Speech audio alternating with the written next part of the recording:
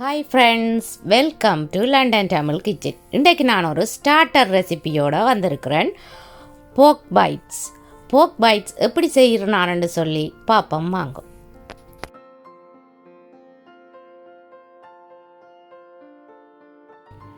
ஒரு கிலோ பண்டிறைச்சி, 2 பெரிய வெங்காயம் எடுத்து தோலுரித்து கழுவி இப்படி நீட்டாக வெட்டி வச்சுருக்கிறேன்.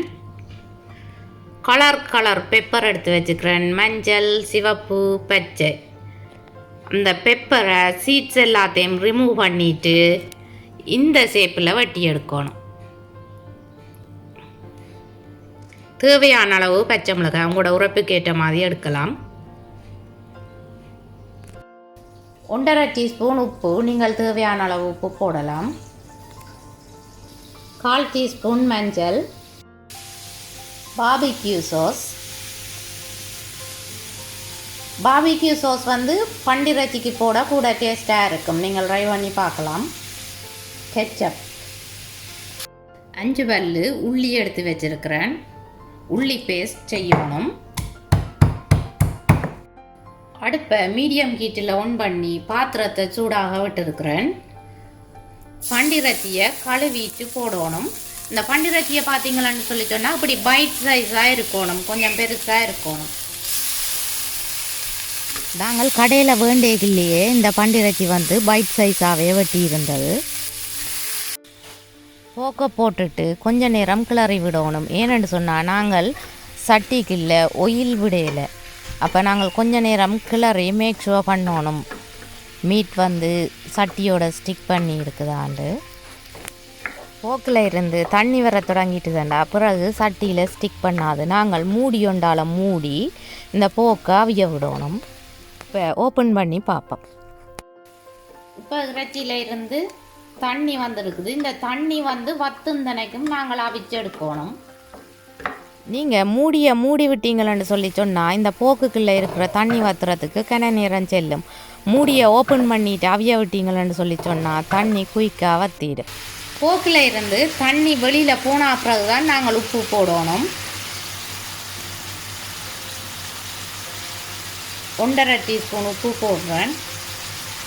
இந்த இறைச்சியில் வந்து உப்பு இல்லை, அதால் 1.5 டீஸ்பூன் போடுறேன். இடித்து வச்சிருக்கிற இஞ்சி பேஸ்ட், 1/4 டீஸ்பூன் மஞ்சள், எல்லாத்தையும் சேர்த்து நல்லா மிக்ஸ் பண்ணி விடணும். இந்த இறைச்சிக்கு நான் ஒயில் ஒன்றுமே விடாமல் தான் அவிய விட்டேன் நான். ஏனெண்டா இந்த இறைச்சியில் இருந்து ஒயில் வரும், அதால் இதுக்கு நாங்கள் ஒயில் விட தேவையில்லை. இப்போ போக்கில் இருந்து தண்ணி வத்திட்டுது. இங்கே பார்த்தீங்களான்னு சொல்லி சொன்னால் இங்கே ஒயில் வர தொடங்கிட்டுது. இந்த இறைச்சியை நாங்கள் இந்த ஒயிலில் வதக்கி எடுக்கணும்.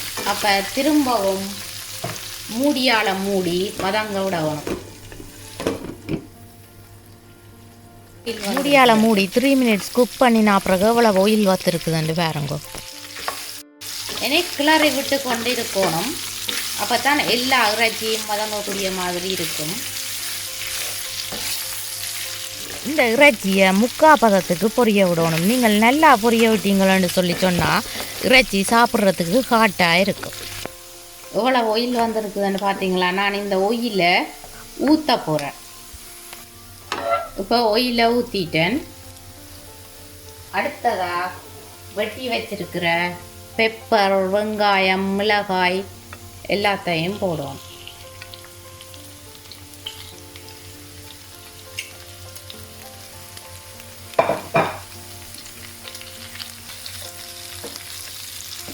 போட்டுட்டு மிக்ஸ் பண்ணி விடணும்.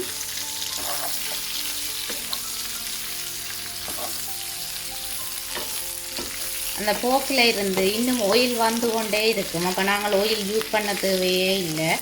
இந்த போக்கில் இருந்து வர ஒயிலே எல்லாத்தையும் வதக்கி எடுத்துக்கணும்.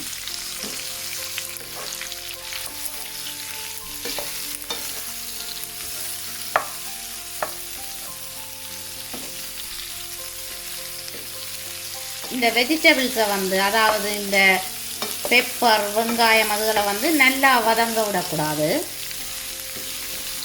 அரைகுறையாக வதங்க விட்டால் காணும். தேவையான அளவு கறிவேப்பிலை.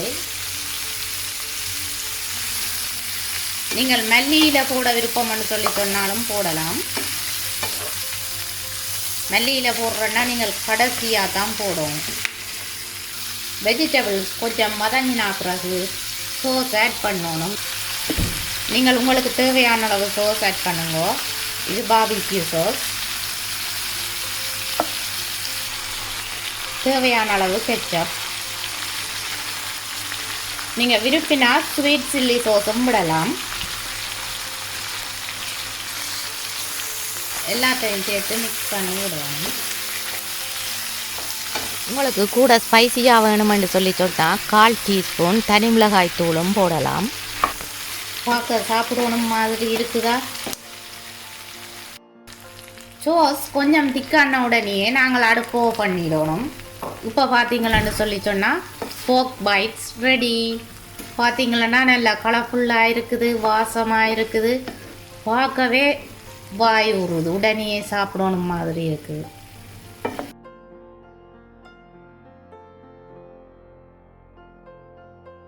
என்னுடைய வீடியோ பார்த்ததுக்கு ரொம்ப நன்றி. உங்களுக்கும் இந்த ரெசிபி பிடிச்சிருந்தா ட்ரை பண்ணி பாருங்கோ. எப்படி வந்தேன்னு சொல்லி ப்ளீஸ் மறக்காமல் எனக்கு கமெண்ட் போடுங்க. மீண்டும் இன்னும் ஒரு அமேசிங்கான ரெசிபியில் உங்களை சந்திக்கும் வரை உங்களிடமிருந்து விடைபெறுவது உங்கள் மதி. பாய்.